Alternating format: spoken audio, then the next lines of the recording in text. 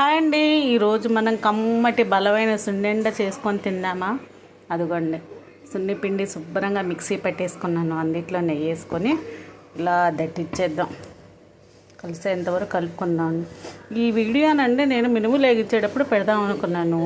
అనుకోకుండా బల్లి పడింది, ఫోన్ కింద పడిపోయి మొత్తం డిలీట్ అయిపోయింది. అందుకని మీకు పెట్టలేకపోయాను. ఆ మినుములు దోరగా వేయించుకొని మాడకుండా మిక్సీ పట్టేసుకొని తర్వాత పందారు మెత్తగా పట్టేసుకొని, ఇదండి సున్నిపిండి అంటే కొద్దిగా బరగ్గా చేసుకున్నాను, మరీ మెత్తగా చేసుకోలేదు నేను. ఇలా బరగ్గా ఉంటే నోటికి అంటుకోకుండా నాలుక తుక్కోకుండా బాగుంటుందంట. ఇంకే పిండి యాడ్ చేయలేదండి, మొత్తం మినపసున్ని పంచదారే ఇలా కాచి నెయ్యి వేసుకొని కలిపేసి ఫైనల్గా అయితే మా అత్తమ్మ సున్నుండలు చేసేసిందండి శుభ్రంగా. ఒకప్పుడు ఏంటండి బాలింతలకి సున్నుండలు పెట్టేవాళ్ళు అంటండి, నడువులు బలం చేరుతాయి అని చెప్పి.